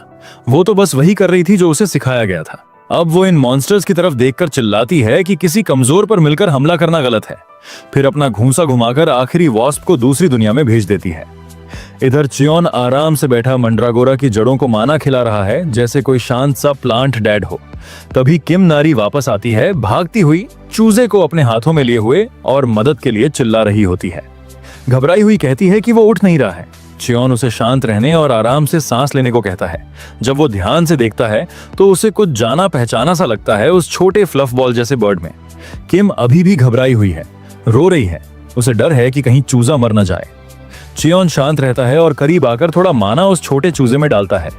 फिर आराम से कहता है कि घाव इतना गंभीर नहीं है। हर मॉन्स्टर मैजिक में उसका इतिहास होता है और चाहे ये अब छोटा हो गया हो और इसका रंग बदल गया हो, लेकिन चियोन तुरंत पहचान जाता है ये वही क्रीचर है जिसे उसने पहले कभी स्किन्ड किया था। वो शर्लॉक जैसी पोज मारता है, ये सोचते हुए कि ये बर्ड इतनी सिकुड़ क्यों गई है, जबकि किम बार बार पूछ रही होती है कि क्या ये मरने वाली है। लेकिन चियोन उसे समझाता है कि वो बस कुपोषित है और भूख से सूख गया है। वो बताता है कि उसने उसे थोड़ी माना दे दी है, तो अगर उसे आराम से रहने दिया जाए तो वो खुद ब खुद ठीक हो जाएगा। लेकिन तभी किम को अचानक एक ट्रॉमा फ्लैशबैक मारता है और उसकी यादें उसे उस लैब में वापस खींच ले जाती हैं जहां उसकी फटी हुई डॉल थी। कांपती हुई आवाज में वो कहती है कि वो इसे ऐसे ही छोड़ नहीं सकती, क्योंकि वो बार बार ऐसे गिर रहा है जैसे कोई दुखी पैनकेक। वो उसे कस के पकड़ लेती है और पपी आइज निकालकर पूछती है कि क्या वो इसे रख सकती है, ये वादा करते हुए कि वो इसका अच्छे से ख्याल रखेगी। चियोन मुस्कुरा देता है और उसे चेतावनी देता है कि हो सकता है ये बहुत बड़ा हो जाए, लेकिन किम कहती है कि वो इसे बस थोड़ा थोड़ा खाना देगी। उसकी क्यूटनेस के आगे चियोन हार मान जाता है और किम की आंखें दिवाली की लाइट्स की तरह चमकने लगती हैं। वो मजाक करता है कि इसे गार्ड डॉग बना सकते हैं या फिर गार्ड बर्ड। तभी वो चूजा अपनी आंखें खोलता है और इधर उधर कंफ्यूज होकर देखता है। फिर चियोन को देखकर पहचान लेता है कि कैसे उसने पिछली बार उसकी खाल जिंदा ही नोच ली थी और डरते हुए पिजन की तरह आवाज छोड़ता है। किम उसकी आवाज सुनकर खुशी से उछल जाती है और खुशी से उसे उठाते हुए चिल्लाती है कि ये तो अब बात कर रहा है, जबकि वो पक्षी बस इधर उधर देख रहा है जैसे सोच रहा हो कि ये किस नरक में आ गया है। वो उसे फिर से कस के पकड़ लेती है और वो पक्षी बेबस होकर फड़फड़ाने लगता है, जबकि चियोन वहां अजीब सी हालत में खड़ा है, समझ नहीं पा रहा कि ये सब क्या चल रहा है। चूजा फिर से चिल्लाता है और कहता है कि मुझे छोड़ दो, और चियोन को यह सुनकर झटका लगता है कि वो असल में उसकी बात समझ पा रहा है। कुछ ही देर में किम उसे एक मम्मी की तरह लपेट देती है और खुशी से ऐलान करती है कि ट्रीटमेंट पूरा हो गया, और कहती है कि उसने इसका नाम भी सोच लिया है। वो बताती है कि क्योंकि ये कबूतर जैसा बिहेव कर रहा है तो इसका नाम गू रखेगी, जिसे सुनकर चियोन को ये नाम काफी मजेदार लगता है। लेकिन वो गुस्सैल बर्ड तुरंत उस पर चिल्लाने लगता है कि ऐसा बकवास नाम क्यों रखा, मगर केम तो उसकी बात समझ ही नहीं पाती, तो वो सीधा उसके सिर पर पानी की पूरी बाल्टी डाल देती है, बोलते हुए कि शायद इसे प्यास लगी हो। फिर वो अचानक ठिठक जाती है और चियोन से पूछती है कि अब ये पक्षी पानी के गुब्बारे जैसा क्यों फूल गया है। चियोन कहता है कि शायद अब इसकी हाइड्रेशन काफी हो गई है, तो केम दौड़ती हुई खाना लाने चली जाती है। उधर चियोन सोचता है कि अब उसे एक ढंग की स्टोरेज कैबिनेट बना ही लेनी चाहिए, क्योंकि सामान बहुत जमा हो गया है। लेकिन जैसे ही वो लकड़ी काटने की कोशिश करता है, वो बस कार्डबोर्ड की तरह फट जाती है। उसे समझ नहीं आता, क्योंकि उसने टेबल और चेयर तो उसी तरीके से बना ली थी। चूजा उसकी बेवकूफी से तंग आ चुका होता है और बोल देता है कि यह सॉफ्टवुड है, इसलिए नहीं चल रही। चियोन को समझ आता है कि लकड़ी की किस्म भी मायने रखती है, और वो पूछता है कि सबसे मजबूत लकड़ी कौन सी होती है। बर्ड झट से कहता है रेडवुड, लेकिन फिर बीच में ही रुक जाता है जब उसे एहसास होता है कि उसकी बात उसने समझ ली है। वो चियोन को घूरने लगता है और सोचता है कि कहीं ये इंसान शुरू से ही मेरी बात तो नहीं सुन पा रहा था। फिर वो डगमगाते हुए खड़ा होता है और माइंड स्किल ऑन करके चियोन का दिमाग पढ़ने की कोशिश करता है, लेकिन कुछ नहीं होता, क्योंकि टेलीपैथी फेल हो जाती है। चियोन इधर उधर देखते हुए मासूमियत से कहता है कि उसे कहीं रेड ट्री दिखाई नहीं दे रहे, शायद किसी और रीजन में होते होंगे। बर्ड अब पूरी तरह घबरा जाता है, क्योंकि उसकी मेंटल पावर ब्लॉक हो गई थी। आखिरकार वो एक्टिंग छोड़कर सीधा पूछता है कि क्या चियोन उसे सुन सकता है। चियोन बताता है कि ये सुनने जैसा नहीं है, बस शब्द अपने आप दिमाग में आ जाते हैं। फिर वो सवाल घुमा देता है और पूछता है कि एक मॉन्स्टर इंसानी भाषा कैसे समझ सकता है। उसे लगता है कि ये शायद उन रेयर इंटेलिजेंट मॉन्स्टर्स में से एक है जो बहुत मुश्किल से पैदा होते हैं, और ये पहली बार है जब वो ऐसा कोई देख रहा है। फिर वो सीधा पूछता है कि क्या ये वही पुराना पक्षी है जो पहले मिला था। तो चूजा कंफर्म करता है कि हाँ, वो फिर से आया है, क्योंकि वो चियोन से दोबारा मिलना चाहता था, क्योंकि चियोन ने उसकी जान बचाई थी और वो उसका एहसान चुकाना चाहता था। चियोन कहता है कि तो फिर मेरी अभी मदद कर दे। ये सुनकर बर्ड थोड़ा चौंक जाता है, लेकिन फिर लंबी सांस लेकर कहता है कि ठीक है, वो उसे रेड ट्री तक ले जाएगा। वहीं दूसरी तरफ किम जान बचाकर दौड़ रही होती है, उसके पीछे आग के गोले बरस रहे होते हैं। वो चिल्ला रही होती है कि कोई उसे छोड़ दे, और रोते हुए कह रही होती है कि बहुत गर्मी हो रही है। तभी एक विस्फोट उसे जमीन पर गिरा देता है और वो डर के मारे पूरी तरह टूट जाती है। सोचती है कि शायद लैब के लोग आ गए और अब उसका अंत हो गया। तभी आग से कोई बाहर निकलता है जिसके लंबे बाल ऐसे उड़ रहे होते हैं जैसे कोई थर्ड क्लास एनिमी का एंट्री हो। वो अपना ट्रैकर देखता है और कंफर्म करता है कि यही वो मैकेनिकल क्रीचर है जिसकी उन्हें तलाश थी। अगला अटैक चार्ज करते हुए वो बड़बड़ाता है कि उसकी जान भी यहाँ पर खतरे में है और किम की ओर एक और फायरबॉल फेंकता है। किम बस उसे देखते हुए हार मान लेती है, लेकिन तभी हमारा हीरो एकदम स्टाइल में बीच में कूदता है और उस फायरबॉल को ऐसे रोक देता है जैसे कोई मच्छर उड़ाया हो। गू तुरंत कहता है कि पेड़ की दिशा बाद में देखेंगे, अभी लड़की को बचाना ज्यादा जरूरी है। चियोन नोटिस करता है कि किम आग से बहुत डर रही है और उसकी हालत मेंटली ठीक नहीं लग रही। वो तय करता है कि पहले आग बुझाई जाए और बर्ड भी सहमत होता है, कहते हुए कि जो इंसान एक बच्चे को निशाना बनाता है वो तो पूरा कचरा है।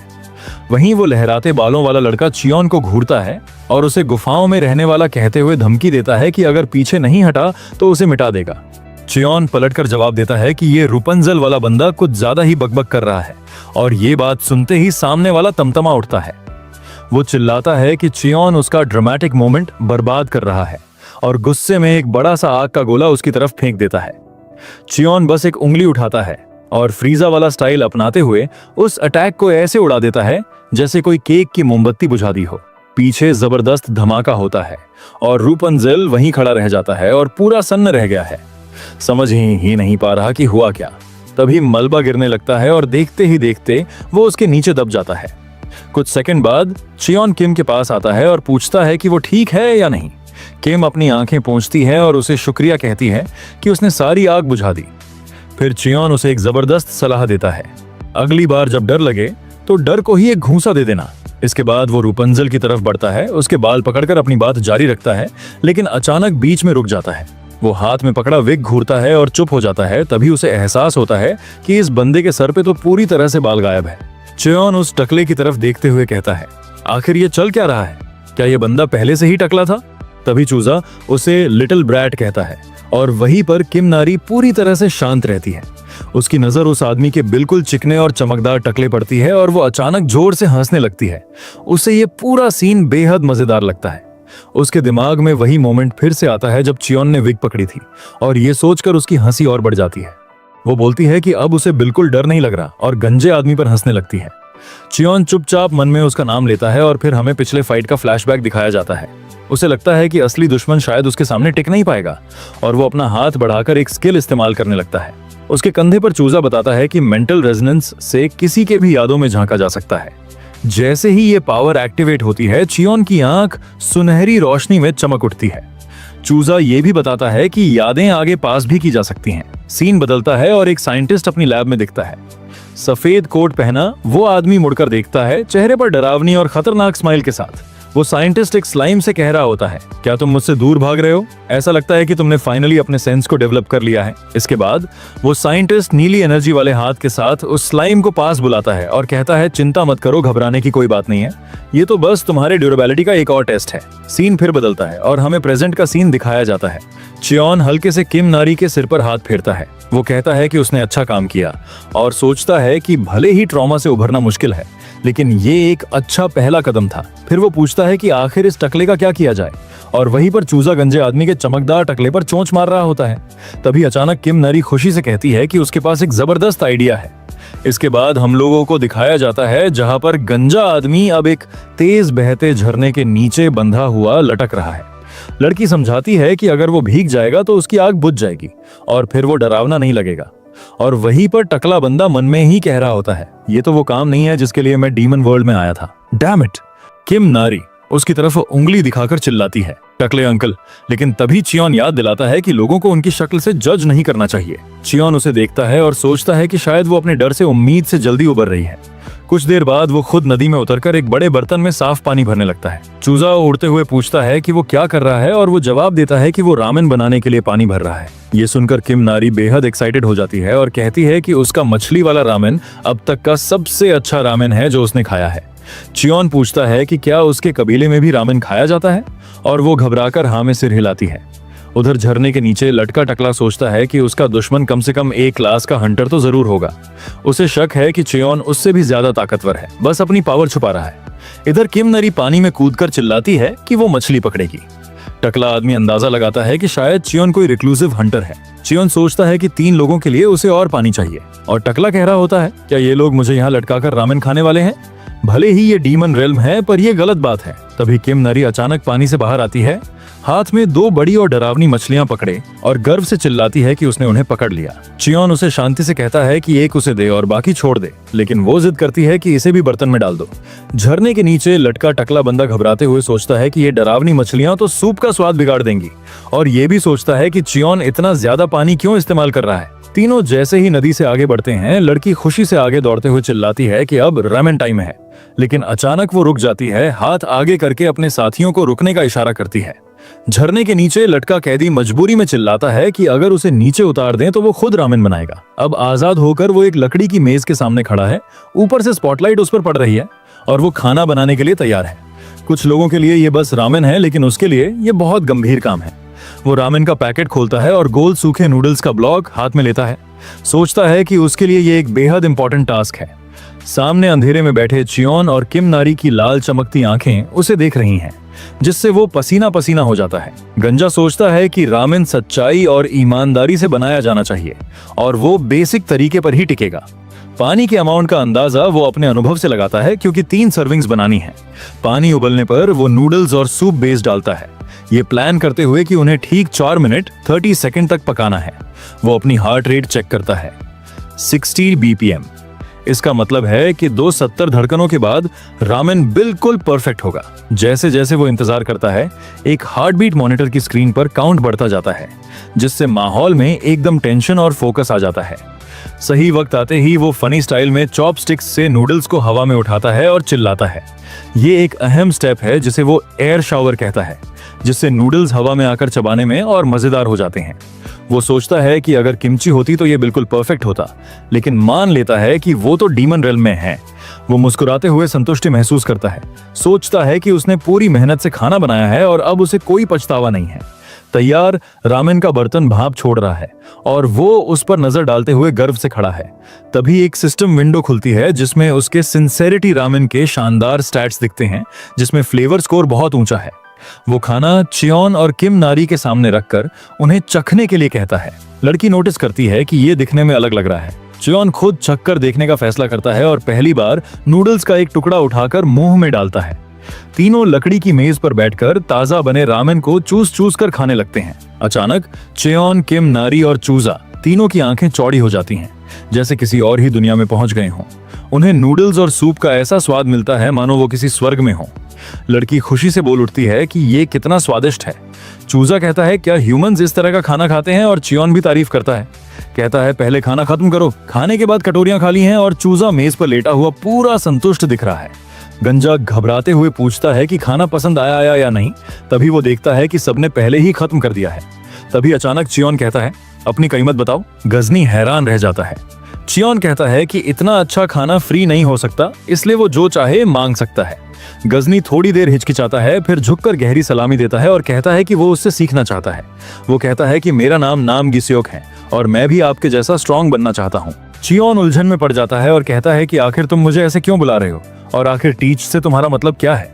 जी-सुक समझाता है कि वो सबसे ताकतवर हंटर है जिसे उसने देखा है और आप जरूर किसी लंबी मिशन पर होंगे। वो कहता है कि उसे और भी डिशेस बनाने आते हैं और उसे सर्टिफिकेट भी मिला है और उसका बाप चिकन की दुकान चलाता है और वो बढ़िया चिकन बना सकता है। वैसे आपके लिए सप्लाई लाना मुश्किल होगा तो वो सप्लाई रनर भी बन जाएगा और ट्रेनिंग के पैसे भी देगा। उसका सपना है कि वो ए क्लास हंटर बने। तभी चियोन पूछता है कि उसने किम नारी पर हमला क्यों किया। गिस्योक पूछता है कि ये किम नारी कौन है, लेकिन चियोन चुपचाप कहता है कि कोकोनट ट्राइब की कहानी बताता है और एसियोक भी समझ जाता है। गिस्योक भावुक होकर कहता है कि वजह पर्सनल है और बताना मुश्किल है। वो जोर से बोलता है कि उसे इनाम या किम नारी की परवाह नहीं, बस हंटर रैंक टेस्ट पास करना है। चियोन बस कहता है उठो।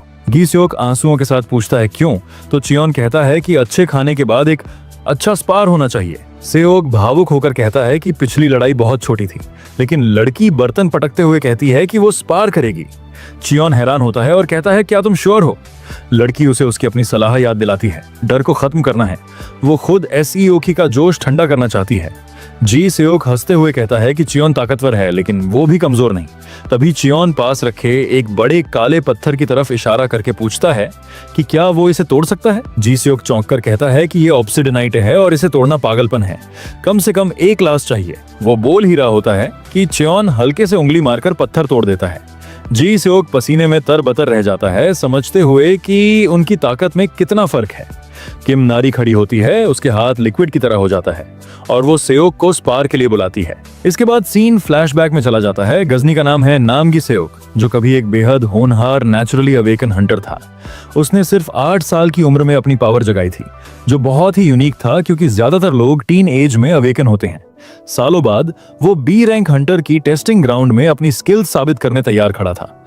अंदर लंबे बालों वाला ये यंग बॉय पूरे फोकस से लड़ रहा था, एक जबरदस्त फायरबॉल फेंकते हुए। टैलेंट और मेहनत से वो बिजली की रफ्तार से आगे बढ़ा और 20 साल से पहले ही B+ रैंक पर पहुंच गया। उसका सपना था सबसे महान हंटर बनना। उसके दिन अच्छे चल रहे थे जब उसे लगा कि उसकी जिंदगी में कुछ भी कमी नहीं है। लेकिन एक दिन शावर में उसे कुछ अजीब महसूस हुआ। उसके हाथ में उसके अपने काले बालों के गुच्छे थे। सिर्फ 20 की उम्र में जब बाकी लोग की पावर अवेकन होना शुरू होता है, उसका सिर गंजा होने लगा था। पहले उसका क्राउन पतला हुआ, फिर हेयरलाइन M शेप में पीछे चली गई। उसने हर क्लिनिक के चक्कर लगाया लेकिन डॉक्टर ने हार मानने को कहा। ट्रांसप्लांट बाल भी दोबारा झड़ जाएंगे। आंख से एक आंसू गिरा जब उसने समझा कि सारी मेहनत बेकार है। कभी वो शानदार लुक्स और टैलेंट वाला आदमी था, लेकिन अब क्लिनिक से बिना किसी उम्मीद के लौट रहा था। उसने जवानी में सबको पीछे छोड़ दिया था, लेकिन इस हालत ने उसका आत्मविश्वास तोड़ दिया। उसकी हंटर के तौर पर ग्रोथ रुक गई और वो A रैंक एग्जाम से भी बाहर हो गया। वो डिप्रेशन में चला गया, गंदे अपार्टमेंट में बोतलों के बीच पड़े दिन गुजारने लगा। तभी टीवी पर एक न्यूज रिपोर्ट आई, एक डॉक्टर का इंटरव्यू, जिसमें वो लिक्विड मेटल नाम की डीमन वर्ल्ड से आई रेयर चीज के बारे में बता रहा था। उस आदमी के सिर पर घने बाल थे, जबकि वो लगभग 90 साल का लग रहा था। गी सेओक ये देखकर दंग रह गया। न्यूज एंकर ने मजाक में कहा कि शायद गंजेपन की दवा मिल गई है, लेकिन उसके दिमाग में एक नई हताश उम्मीद जग गई। टीवी पर साइंटिस्ट इंसानियत की सेवा की बातें कर रहा था, लेकिन हंटर को गुस्सा आ गया और उसने इंस्टीट्यूट की प्राथमिकताओं पर सवाल उठाया। उसने मेज पर हाथ पटका और चिल्लाया कि लोगों की सच में मदद करनी है तो गंजेपन की दवा बनाओ। कुछ दिन बाद उसके फोन पर खबर आती है कि इंस्टीट्यूट की मैकेनिकल क्रीचर डीमंस की दुनिया में गिर गई है। उसे समझ आया कि वहां कोई कानून नहीं है, तो वो तुरंत बाहर भागा। उसे लगा कि अब जो पाए वही मालिक वाला मामला है और उसने ठान लिया कि वो उस लिक्विड मेटल को ढूंढकर अपने पूरे सिर पर डाल देगा। फ्लैशबैक खत्म होती है और वो फिर से जमीन पर हार कर पड़ा है, चेहरे पर पड़ी ही उलझन के साथ। वही छोटी लड़की अपनी जीत का जश्न मना रही है और MC कहता है कि वो हंटर एक भी साफ अवार्ड नहीं कर पाया। चियोन चेतावनी देता है कि अगर वो ऐसे ही हारता रहा तो उसे शटल ड्यूटी नहीं मिलेगी और हंटर वादा करता है कि वो बेहतर करेगा। सीन बदलता है। एक नया बना लकड़ी का दराज धीरे से बंद हो रहा है। चूजा उस मजबूत रेडवुड कैबिनेट की तारीफ करता है कि ये बहुत सालों तक चलेगा। दूर से हार चुके हंटर को देखते हुए MC सोचता है कि SEOK में तो बहुत हिम्मत है। उसे अजीब लगता है कि उसका ओपोनेंट लड़की से पूरे दिन पिटने के बाद भी इतना एनर्जेटिक कैसे है। सेओक अपने हाथों में फायरबॉल जुत्सु का यूज करता है। वही MC अंदाजा लगाता है कि शायद उसने विग उतार दी होगी, इसलिए हल्का महसूस कर रहा है। इस अजीब मोटिवेशन से भरा हुआ वो अपने चारों ओर आग फैला लेता है और किम नारी को फिर से मुकाबले की चुनौती देता है। चूजा कहता है कि इसकी फायर बुरी नहीं है, लेकिन MC आगे बात करते हुए कहता है कि किम नारी कोई आम बच्ची नहीं है। नामगी सेओक चिल्लाता हुआ आगे बढ़ता है कि इस बार वो जरूर जीतेगा। लड़की शांति से चैलेंज एक्सेप्ट करती है। वो हवा में उछलता है, अपने शरीर के चारों ओर फायर इकट्ठा करता है और ताकतवर वार के लिए नीचे की ओर आता है। लेकिन जैसे ही उसका हमला लगता है, वो हैरान रह जाता है। उसकी आग एक अजीब चीज ने सोख ली है। वहां से एक सिल्वर जैसा लिक्विड मेटल का जीव उठता है, जिसने उसका वार पूरी तरह बेअसर कर दिया। वो अजीब लिक्विड आकार बदलता है और पलटवार के लिए तैयार हो जाता है। किम नारी जोरदार वार करती है और उसे पीछे उड़ाते हुए दूर एक बड़े पत्थरों के ढेर में पटक देता है। किम नारी जीत के साथ खड़ी होकर उसे धन्यवाद देती है कि उसने उसकी आग से डर खत्म करने में मदद की। गड्ढे में गिरा गिसियोक मुस्कुराता है और सोचता है कि वो शायद B रैंक हंटर की लिमिट तक पहुंच चुका है, लेकिन फिर भी हार नहीं मानता। नामगी सेओक उठकर एक और मुकाबले की भीख मांगता है। खड़े होते ही उसे हैरानी होती है कि मेहनत के कारण उसकी नाक से खून निकलने लगा है। MC पूछता है कि वो डीमन रेल में कितने दिन से है और वो बताता है 9 दिन। MC कहता है कि अब उसे वापस जाना चाहिए क्योंकि उसके लेवल पर यह डीमोनिक एनर्जी खतरनाक हो सकती है और तुम में अपनी रैंक बढ़ाने की क्षमता है और उसे पूरा जोर लगाना चाहिए। ये सुनकर हंटर चौंक जाता है। वो बताता है कि वो पिछले 6 साल से टेस्ट में फेल हो रहा है, लेकिन एमसी मानता है कि उसमें अब भी सुधार की गुंजाइश है। ये सुनकर हंटर की आंखों में आंसू आ जाते हैं और वो समझ नहीं पाता कि जवाब क्या दे। वो धन्यवाद कहता है और कसम खाता है कि पूरी मेहनत करेगा। एमसी सोचता है कि वो उसे ए रैंक मजदूर बनाएगा। जाते वक्त एसईओ पूछता है कि उसे कुछ चाहिए तो नहीं, और लड़की खुशी से रामेन मांग लेती है। हंटर कहता है कि अगली बार मुकाबले के लिए ट्रेनिंग करना, और फिर चियोन से अपने खोए हुए विग के बारे में पूछता है। चियोन मना करता है, लेकिन चूजा शक भरी नजर डालता है। हंटर कहता है कि वो अब वापस जाएगा। जैसे ही वो पोर्टल में गायब होता है, चूजा चियोन से पूछता है कि उसे जाने देना ठीक है या नहीं। उसकी बात लड़की समझ नहीं पाती और चुपचाप पोर्टल को बंद होते देखती है। चूजे को डर है कि वो धोखा दे सकता है, तो वो एमसी से राय लेता है क्योंकि वो यादें पढ़ सकता है। वो कहता है कि हंटर सच में स्ट्रांग होना चाहता है और गंजापन असली है, और उसे उसकी सच्चाई पसंद है। एमसी सोचता है कि शायद ये बंदा एक अच्छा इन्वेस्टमेंट साबित हो सकता है। लड़की पूछती है कि वो उल्लू की भाषा कैसे समझता है, तो एमसी कहता है, अच्छा मैंने तुम्हें नहीं बताया क्या? असल में हाँ, मैं जीयू की बातें समझ सकता हूँ। गू की एडवाइस पर ही मैंने ये कैबिनेट बनाया है। लड़की कहती है कि घर में थोड़ा अंधेरा है, तो एमसी बिना देर किए वो अपनी ताकत से दीवार में अपने लिए एक परफेक्ट खिड़की काट देता है और बगल में एक और छोटा सा खिड़की बना देता है। लड़की और गीयू खिड़की से बाहर झांकते हैं और खुश होते हैं कि घर में उजाला हो गया है। एमसी सोचता है कि रात में रोशनी के लिए कुछ चाहिए, और लड़की पूछती है कैसे। वो बताता है कि ग्लो स्टोन जो अंधेरे में चमकती हैं और छत पर चिपकाई जा सकती हैं। चूजा पूछता है कि क्या उसे सच में पता है कि उन्हें कहाँ ढूंढना है, और वह जवाब देता है कि वे ज्वालामुखी वाले इलाकों में मिलते हैं। उल्लू समझाता है कि ज्वालामुखी वाले इलाके किसी भी हंटर के लिए सबसे खतरनाक जगहों में से एक होते हैं। तब गू उदास होकर बताता है कि वही उसका घर है, जिसे सुनकर लड़की चौंक जाती है। वो उसके गाल पकड़कर पूछती है कि ये अब क्या कह रहा है। गू एक अजीब सा उदास आवाज निकालता है। लड़की उसे गले लगाकर कहती है कि इसकी आवाज उदास लग रही है। एमसी सोचता है कि वह उम्मीद से ज्यादा समझदार है। वो कहता है कि वह अकेला जाएगा, शायद गियू परेशान है, लेकिन लड़की तुरंत मना कर देती है कि वो पीछे नहीं रहेगी। वह कहती है कि अब उसे आग से डर नहीं लगता और वो उसके साथ जाना चाहती है। ये सुनकर एमसी मुस्कुरा देता है। फिर वो जीओयू की ओर देखता है, जो कहता है कि वो भी साथ चलेगा, वहां उसका भी कुछ काम है। एमसी मान जाता है कि सब साथ जाएंगे, लेकिन पहले वह उनके लिए गर्मी सहने वाला सामान बनाएगा। इसी बीच मैंड्रागोरा वैली में 2 छोटे प्लांट मॉन्स्टर जमीन पर पड़ी विग को लात मारते हैं। फिर सीन बदलकर एक आग से भरी वीरान जमीन पर चला जाता है, जहां पिघले हुए लावा की नदियां बह रही हैं। एक बड़ा सा एक्टिव ज्वालामुखी से धुआं और राख आसमान में उड़ रही है, जो पूरे खतरनाक नजारे पर हावी है। धुएं और आग के बीच से एक परछाई निकलती है, जिसकी आंखें डरावनी चमक रही हैं और चेहरे पर एक चौड़ी स्माइल है। लेकिन उसके डरावने रूप के बावजूद उसकी आंख से एक आंसू टपकता है, जो अंदर छिपे दर्द का इशारा देता है। इसके बाद हम देखते हैं एक वोल्केनिक रीजन, जहां ऊपर मॉन्स्टर्स उड़ रहे हैं। डीमन वर्ल्ड के हंटर्स द्वारा अवॉइड की जाने वाली टॉप 3 डेंजरस जगहों में से एक। यह जगह इतनी डेंजरस है कि यहाँ के वोल्केनो की हीट आपकी स्किन तक को भी जला सकती है, और कॉन्सेंट्रेटेड टॉक्सिक गैसेस और डिमोनिक एनर्जी में सांस लेना भी डेडली है। हमारा छोटा गू कहता है, ये ऐसी जगह है जिसके बारे में ह्यूमन वर्ल्ड में लगभग कुछ भी जानकारी नहीं है। फिर वो कहता है, आखिर अब ये लड़की क्या कर रही है? वहीं पर किम नारी हंसते हुए कहती है, यहाँ पर कितना मजा आ रहा है। एमसी मुस्कुराकर कहता है, लगता है वो आग के साथ खेल रही है। बर्ड एमसी से पूछता है, वो लड़की तो मैकेनिकल क्रीचर है, तो उसके लिए ये नॉर्मल है, लेकिन तुम कैसे ठीक हो? अब आखिर तुम क्या हो? एमसी मुस्कुराकर जवाब देता है, क्योंकि मैं एक चाइमेरा हंटर हूँ। बर्ड कहता है, हाँ मुझे लगा ही था, लेकिन चाइमेरा हंटर यूजुअली ह्यूमन जैसे तो नहीं दिखते। एमसी कहता है, पहले मैं भी वैसा ही था, लेकिन रीजनरेट होने के बाद मेरा अपीयरेंस ह्यूमन जैसा हो गया। फिर एमसी पूछता है, और तुम तो एक मॉन्स्टर हो, तो क्या हमारे साथ घूमना तुम्हें अनकंफर्टेबल नहीं करता? तभी किम नरी बीच में बोल पड़ती है, ओ अभी ऑलमोस्ट मेरा कपड़ा जल जाता। तभी बर्ड हंसकर कहता है, नहीं ये बुरा नहीं है, किसी से बात करने में मजा आता है, और तुम बुरे इंसान नहीं लगते। एमसी कहता है, अच्छी बात है। तभी किम नारी लावा से बाहर निकलती है। उसके पैरों पर ऐसी मटेरियल कवरिंग होती है जो उसे फायर से प्रोटेक्ट करती है। वो एमसी से कहती है, अंकल आप फिर से गू से बात कर रहे हो, मैं भी गू से बात करना चाहती हूँ। एमसी मुस्कुराते हुए कहता है, गू इससे पहले तुमने कहा था कि तुम जानने के लिए एक्साइटेड हो कि मैं कौन हूँ। किम नारी कहती है, अंकल आप तो डीमन वर्ल्ड के नेटिव हैं, और आपकी तरह मैं भी। वहीं पर गू मन में कह रहा होता है, बेवकूफ लड़की, यहाँ का असली नेटिव तो मैं हूँ। इसके बाद सीन शिफ्ट होता है, जहां पर गू कहता है, लूमिनस स्टोन वहीं होता है जहां लावा इरप्ट होता है। एमसी कहता है, तो ये जरूर क्रेटर के पास होगा, और लगता है हम ऑलमोस्ट वहां पहुंच गए हैं। वो लोग समिट तक पहुंचते हैं और किम नारी चिल्लाते हुए खुश हो रही होती है। एमसी नीचे देखता है, वहां पर बहुत सारे लूमिनस स्टोन हैं, लेकिन तभी वो नीचे देखता है, वहां पर 2 फ्रॉग्स होते हैं। एमसी कहता है, क्या ये फायर टोड्स हैं? और उनमें से एक टोड रो रहा होता है। किम नारी कहती है, अंकल वहां आगे भी एक है। वो फीमेल फायर टोड थी जो डेड पड़ी होती है। एमसी कहता है, लगता है फीमेल चलते चलते मर गई और उसके पीठ पर एग्स थे।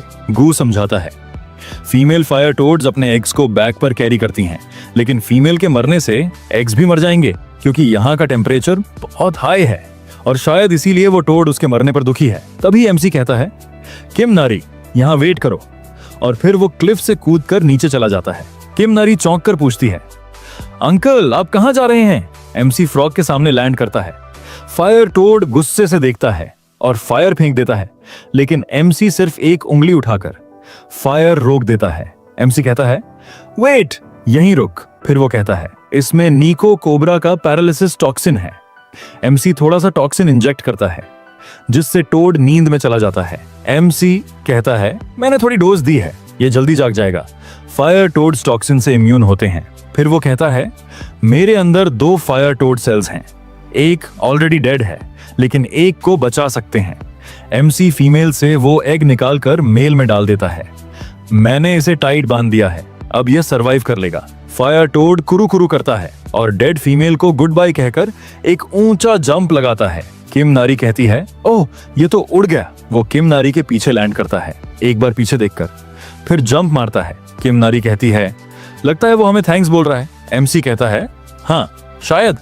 फिर एमसी कहता है, ऑलराइट, लूमिनस स्टोन निकालो और घर चलते हैं। किम नारी कहती है, ठीक है, जल्दी काम खत्म करके घर चलते हैं।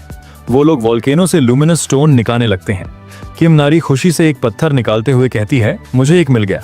एमसी कहता है, केयरफुल, अगर गिरा दिया तो चोट लग जाएगी। किम नारी कहती है, वाओ ये कितना सुंदर है। वो लोग केव से कई सारे लूमिनस स्टोन्स कलेक्ट करते हैं और नेक्स्ट सीन में दिखाया जाता है जहां पर गू की हालत खराब हो जाती है। एमसी बर्ड से पूछता है, तुम ठीक हो? तुम्हें देखकर लग रहा है कि तुम्हें इन्हें उठाने में काफी दिक्कत हो रही है। बर्ड उदास होकर कहता है, पहले मैं इनसे खेला करता था, काश मैं श्रिंक ना हुआ होता।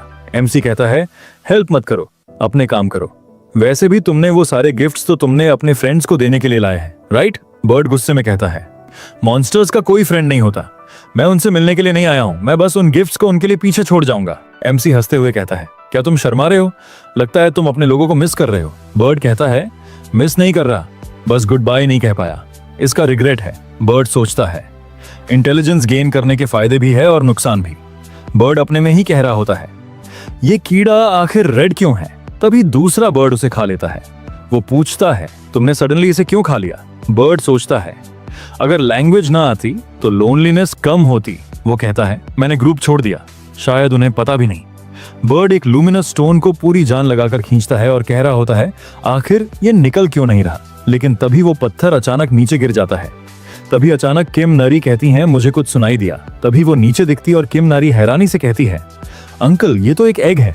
एमसी कहता है, हाँ मॉन्स्टर एग लगता है, लेकिन आखिर ये किस स्पीशीज की है? किम नारी पूछती है, ये टूटा तो नहीं? एमसी कहता है, ये थोड़ा सा क्रैक कर गया है, लगता है जो पत्थर गू ने गिराया था उसी की वजह से ये क्रैक कर गया, लेकिन बेबी को खुद शेल तोड़ना चाहिए, तभी हेल्थी होगा। किम नारी कहती है, तो अब आखिर हमें क्या करना चाहिए? फिर वो कहती है, क्यों ना हम इसे ले चले, नहीं तो अगर यहाँ रहा तो पक्का से रोस्ट हो जाएगा। बर्ड कहता है, नो वे, हम इसे लेकर नहीं चल सकते और अभी तो हमें पता भी नहीं कि आखिर इसमें से निकलेगा।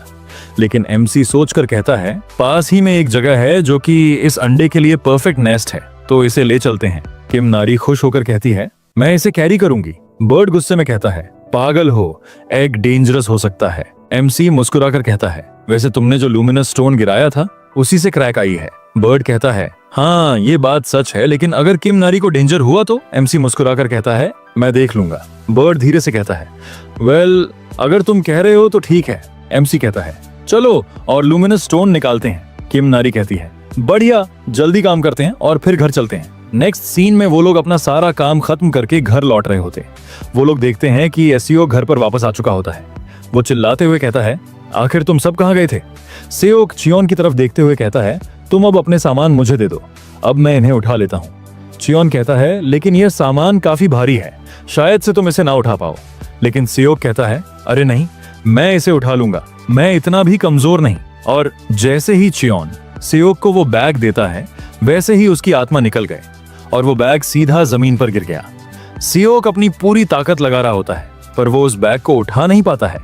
इसके बाद वो पूछता है, आखिर इस बैग में है क्या जो ये इतना ज्यादा भारी है?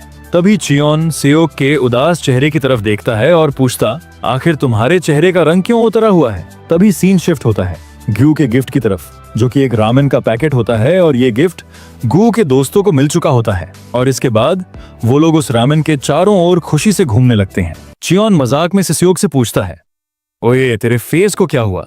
लगता है कहीं से पिट के आ गया है। सेओक थोड़ा नर्वस होकर जवाब देता है कि असल में उसको रोज किम नारी फाइट में पीट देती है। सीन ज्यादा ऑकवर्ड ना हो इसलिए सेओक तुरंत टॉपिक चेंज करता है और कहता है, चलो चलो खाना रेडी कर देता हूँ, आप लोग भूखे होंगे। नेक्स्ट सीन में चियोन एक नए प्रोजेक्ट पर काम करता हुआ दिखाई देता है। वो एक लुमिनस स्टोन को केयरफुली कार्व कर रहा होता है। किम नारी क्यूरियस होकर पूछती है, ये क्या बना रहे हो? चियोन रिप्लाई देता है, मैं इस ग्लो स्टोन को लैंप में शेप कर रहा हूँ, सीलिंग पर लटकाऊंगा तो अच्छा लगना चाहिए। किम नारी कहती है, आप तो बहुत स्मार्ट हो, आपको सब कुछ पता है और आप एक्सप्लेन भी अच्छे से करते हो। आप बहुत काइंड हार्टेड भी हो, जैसे आपने फायर टोड की मदद की थी। आप बिल्कुल मेरे डैड जैसे हो। ये सुनकर चियोन थोड़ा सरप्राइज हो जाता है और पूछता है, तुम्हारे कोकोनट ट्राइब वाले डैड हैं? किम नारी घबरा जाती है और फिर हाँ बोल देती है। शाम होती है और गू सनलाइट में आराम से रिलैक्स कर रहा होता है।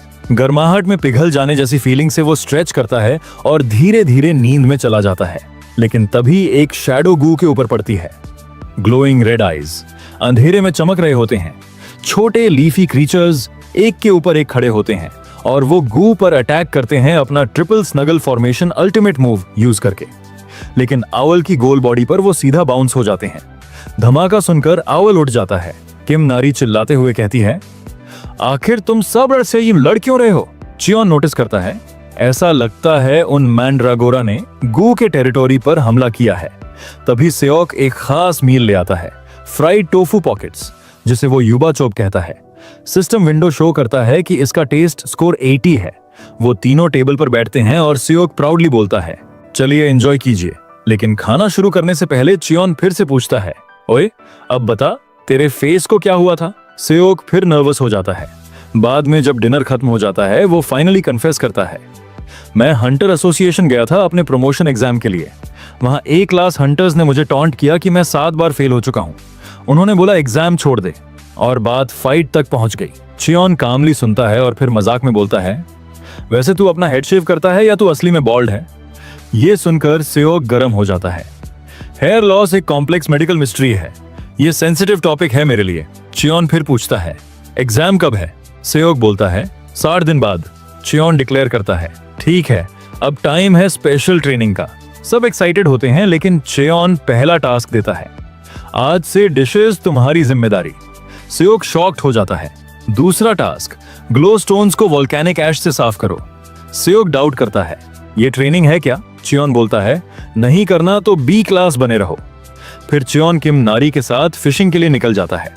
सेओक पहले डिप्रेस्ड होता है लेकिन फिर रियलाइज करता है कि उसका मेंटोर ऐसे ही उसको टेस्ट कर रहा है। फिर वो कहता है, मैं वो इंसान हूं जो 6 बार फेल हुआ लेकिन हर बार उठ खड़ा हुआ।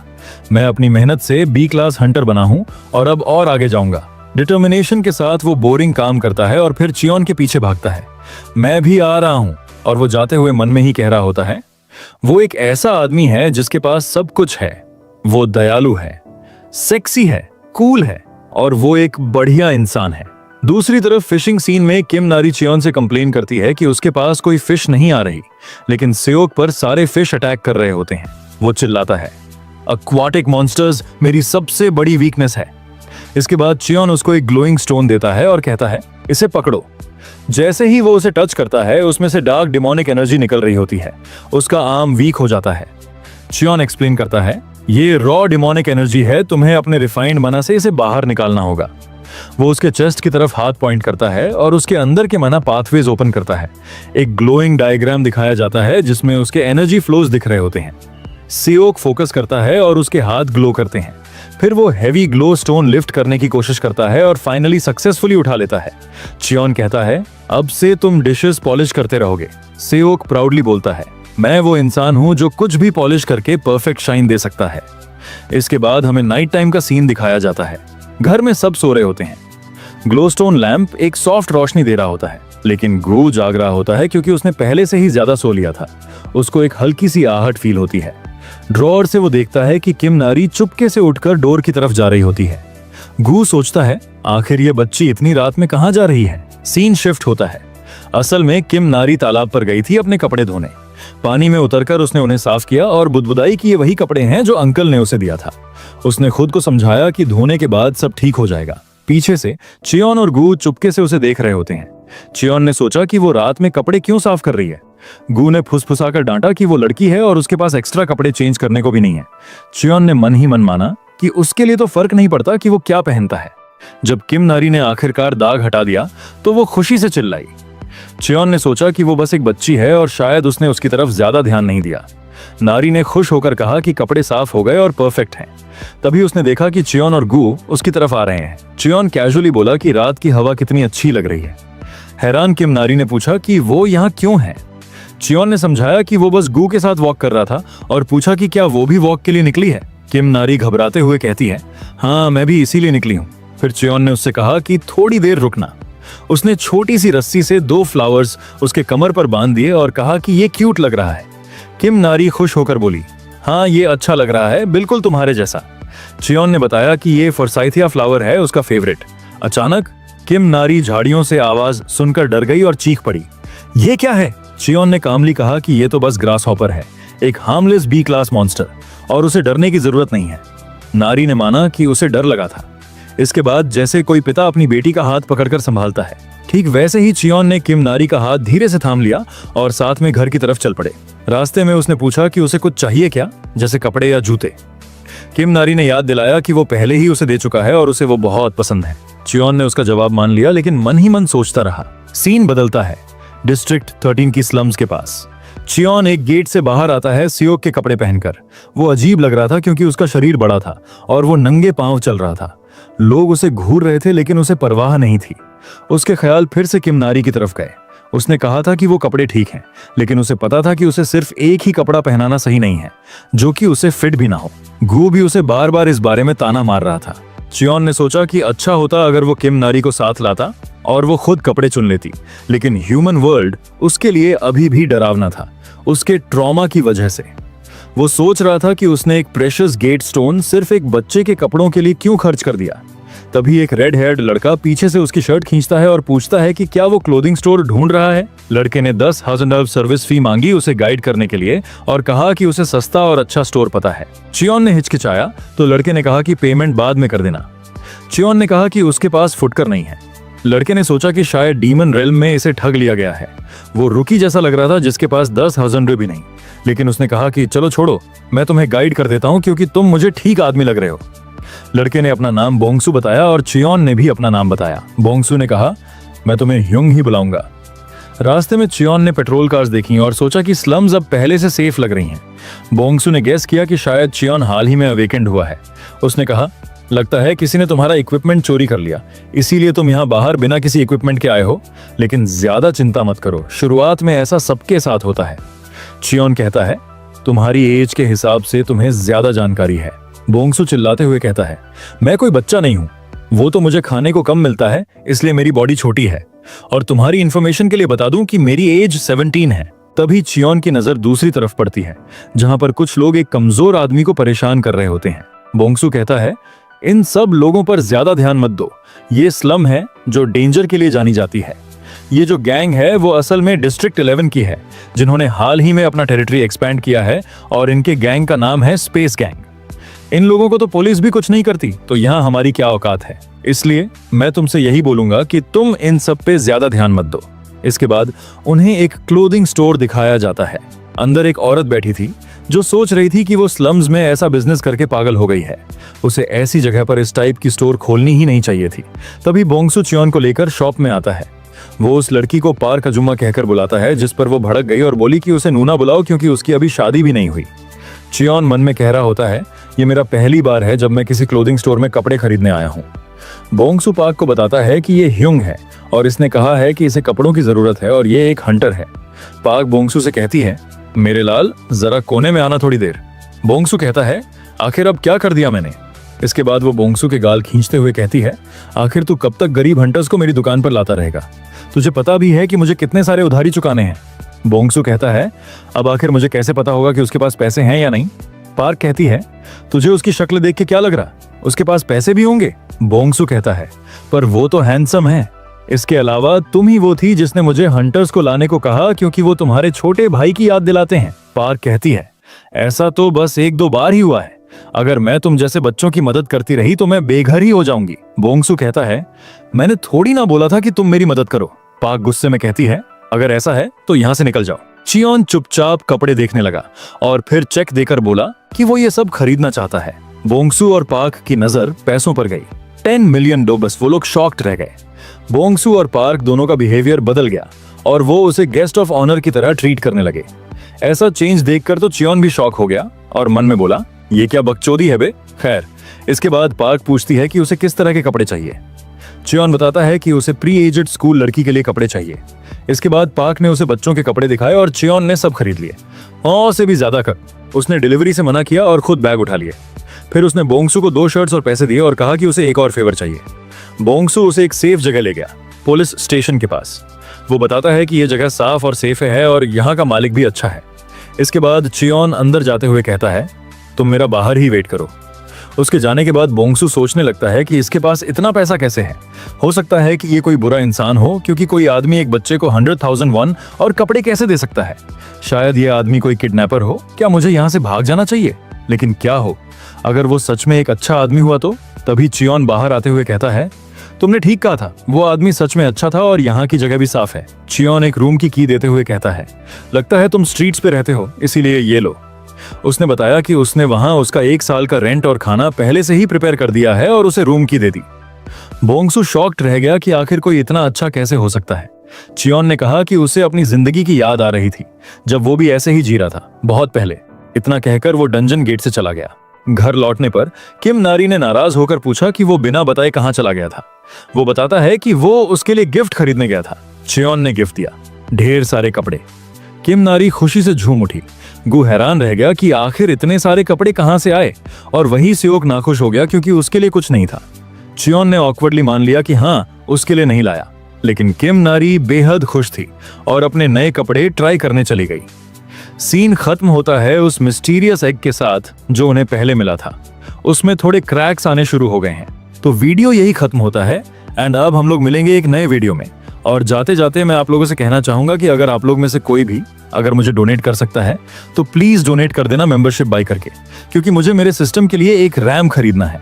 लेकिन चिंता मत करना, मैं ओनली फैंस वाला आदमी नहीं हूं। अगर आप लोग नहीं बाय कर सकते तो मत करना, बस आप लोग ऐसे ही सपोर्ट करते रहना। तो मिलेंगे नेक्स्ट वीडियो में, तब तक के लिए बाय बाय।